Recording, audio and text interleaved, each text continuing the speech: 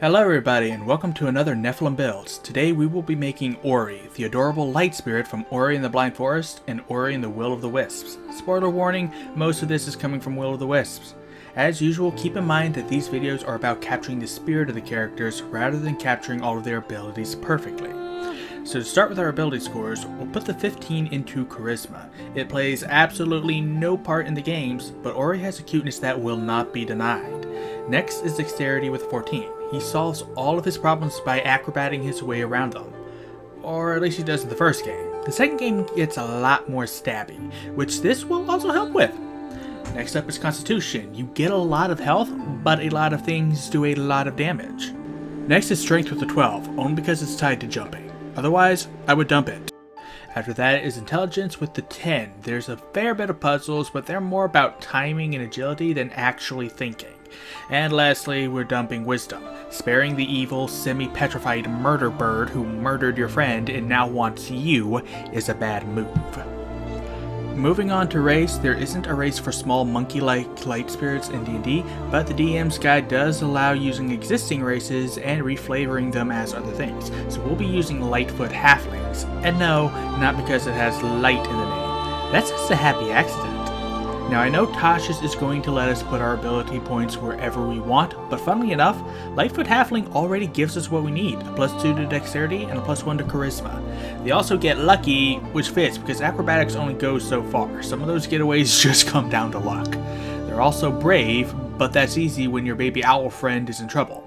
I would die for Ku. They have Halfling Nimbleness to juke an enemy between their legs, and also Naturally Stealthy to hide behind another creature. It's too bad you can't stop in another creature's space, or I'd totally let players make a stealth check to hide between their legs. Lastly, they speak Common and Halfling, which don't really fit, but we'll fix that in a minute. Now there really isn't a background for a light spirit who has to save an entire forest, so we'll make a custom background to take Acrobatics and Stealth, and we'll take both Celestial and Sylvan for languages. Ori doesn't really talk except for when he goes full tree, but now you'll have some suitable languages to speak. Now on to the class. And the way I see it, Ori borrows the power of the ancestral trees, so I think Celestial Warlock is the best choice.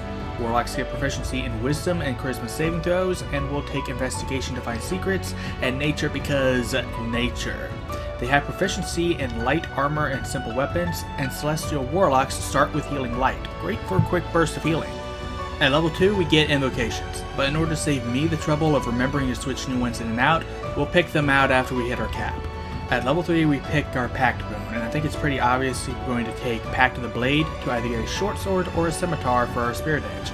If you prefer Spirit Smash, then you can take a Warhammer instead. You just won't be as effective with it because of the lower strength score. Speaking of scores, at level 4 we get an improvement, which will put straight into Dexterity. Next, at level 6 we get Radiant Soul, very befitting for a light spirit. At level 8 we get another ability score improvement, which we'll use to cap off our Dexterity for max damage and dodges. We don't actually get anything at level 9, but it's what we need to get an invocation we need, and it's where we're going to stop. So about those invocations. We'll take Armor of Shadows for extra dodging, just reflavor it as Armor of Light. Next is Otherworldly Leap, which is the one we needed to be level 9 for. Why is the invocation that lets you cast Jump at will at level 9? Because as Baldur's Gate 3 has proven, the jump spell is god tier. Next is Thirsting Blade, so we can make more attacks, Gift of the Depths, because hey, that's a power he gets, and Improved Pact Weapon to make our Spirit Edge, or Smash, better. Now that we're done with that, we can add our modifiers. On to spells. As a Warlock, Ori's spellcasting score is Charisma. His spell save DC is 15, and he has a +7 modifier. We automatically get the Light and Sacred Flame cantrip from being a Celestial Warlock, and get 3 more of our choice. Eldritch Blast is pretty much a Warlock staple, and serves for a great Spirit Arm. There isn't really an AoE fire spell that bursts out from yourself that I can think of, not unless you want to cast Fireball on yourself, so we'll take Thunderclap as a substitute for Blaze. Lastly, we'll take Lightning Lure. It doesn't say you can use it to pull yourself up to something, but I'd allow it. At level 9, we have 2 spell slots at 5th level, and 10 spells to choose from. Starting off, we'll take Cure Wounds from Celestial for emergency healing, and Guiding Bolt to serve as my favorite skill, Spike. The only downside is you can't spam it like I like to. Next we'll take Cloud of Daggers for some Spirit Star, and Lesser Restoration from Celestial. The whole point of the games is to restore the forest, so why not restore your friends? Yes, it's a stretch, what of it? Next, we'll take Misty Step for a quick dash and Spider Climb so we can actually climb things. Next, we'll take Daylight from Celestial. It can't do damage, but it's basically Flash. We'll also take Thunder Step. Since you're going to be using this when you're right next to an enemy anyway, you can flavor it as launching off their faces. I freaking love doing that. Just boop them off the edge. For our last two spells, we'll take Guardian of Faith for a better Sentry, and Greater Restoration for the same reason as Lesser. Yes, it's still a stretch, what of it? Now that spells are done, let's get back to the main sheet.